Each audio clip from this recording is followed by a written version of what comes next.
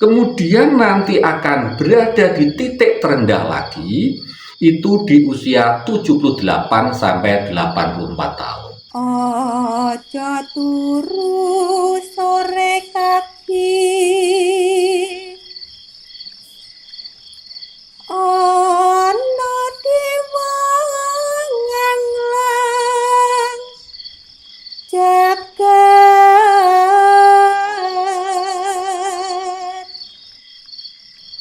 nyangking pokor kencanane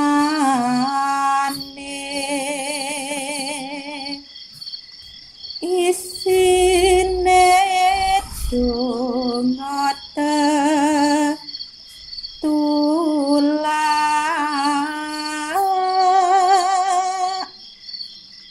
sandang kelawan pangan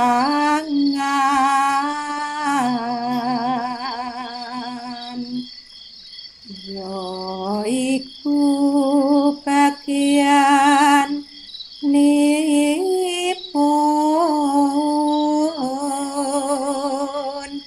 wong melek sabar narima.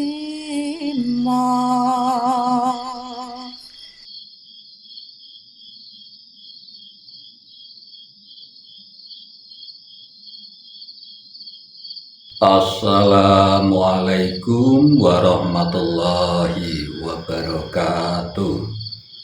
Salam sejahtera untuk kita semuanya. Rahayu, rahayu, rahayu.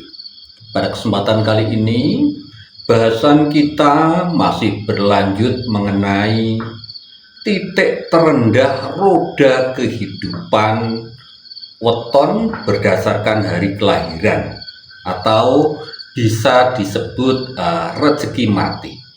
Jadi kehidupan manusia itu seperti cokro manggilingan, jadi berputar. Roda kehidupan manusia itu berputar. Kadang ada di puncak atau di atas, kadang ada di bawah. Nah, yang kita bahas kali ini adalah pada usia berapa atau umur berapa berdasarkan hari kelahiran titik terendah panjenengan. Nah, nanti ketika panjenengan berada di titik terendah atau rezeki mati, itu yang harus panjenengan lakukan semuanya adalah beribadah semaksimal mungkin, berdoa semaksimal mungkin, akeh prihatine, banyak tirakat, banyak meditasi, banyak silaturahmi agar apa energi panjenengan semakin naik dan roda itu akan berputar kembali. Jadi tidak berada di titik terendah terus. Saat berada di titik terendah nanti pasti akan naik. Nah, itu langsung saja kita mulai. Ini adalah ilmu titen, ya, ilmu leluhur kita yang sudah dicantumkan ke dalam kitab primbon sebagai patokan dasar. Jadi bukan ilmu pasti, tetapi ini adalah ilmu titen. Langsung yang pertama kita mulai dari weton Senin Legi. Senin 4, Legi 5, Neptunya 9. Weton Senin Legi ini berada di titik terendah pada saat usia 18 sampai 24 tahun. Ini siklus yang pertama. Jadi ini menginjak perguruan tinggi, lulus SMA. Biasanya di situ untuk mencari pekerjaan itu memang agak sulit. Pergaulannya juga kurang luas, introvert biasanya, kadang itu juga gampang tersinggung orangnya. Nah, makanya itu harus banyak untuk tirakat, banyak ibadah. Saatnya untuk kontemplasi, untuk mawas diri, banyak bersabar dan berdoa. Itu untuk weton Senin Legi di siklus yang pertama, di usia 18 sampai 24 tahun. Kemudian berada di titik terendah kembali itu di usia 48 sampai 54 tahun. Kembali lagi Di sini harus banyak-banyak tirakat. Karena apa? Banyak kehilangan, entah itu relasi, entah itu teman, kemudian juga banyak pemborosan. Makanya dibutuhkan untuk sabar, kemudian introspeksi diri, kemudian berdoa semaksimal mungkin. Tetapi kalau sebelumnya panjenengan ini sudah nabung banyak, ya pas di puncak kejayaan aman saja, tidak masalah. Kemudian nanti akan berada di titik terendah lagi, itu di usia 78 sampai 84 tahun. Nah, itu tapi tidak masalah. Kenapa? Kalau sebelumnya panjenengan sudah antisipasi, itu tidak akan jadi masalah. Yang penting apa? Banyak berdoa, kemudian membangkitkan kembali semangat panjenengan bekerja secara keras, cerdas, kemudian bekerja secara ikhlas. Dan berdoa diseimbangkan, itu yang terpenting. Lanjut yang nomor 2, kita bahas mengenai weton Senen Pahing. Senen 4, Pahing 9, neptunya 13. Nah, weton Senen Pahing ini berada di titik terendah itu di usia 0 sampai 6 tahun. Biasanya balita ini sering sakit-sakitan. Biasanya begitu, kondisinya agak lemah, kurang menyenangkan ya, belum kelihatan lincahnya, biasanya itu untuk Senen Pahing. Kemudian nanti berada di titik terendah kembali itu di usia 30 sampai 36 tahun. Makanya di sini di usia 30 sampai 36 tahun harus banyak-banyak untuk berdoa, banyak bersabar, banyak tirakat, banyak meditasi, banyak semedi. Kemudian juga banyak-banyak untuk silaturahmi. Dari situ akan ada rezeki buat panjenengan semuanya. Kemudian nanti akan berada di titik terendah kembali, ini untuk siklus yang ketiga itu di usia 60 sampai 66 tahun. Tetapi sebenarnya tidak masalah kalau sebelumnya sudah menabung, usahanya sudah lancar.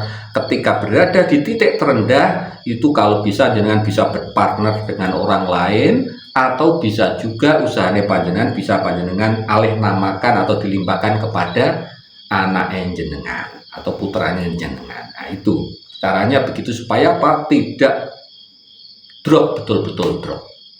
Nah itu untuk weton Senen Pahing. Kemudian kita bahas yang nomor 3, weton Senen Pon. Senen 4, Pon 7, neptunya 11.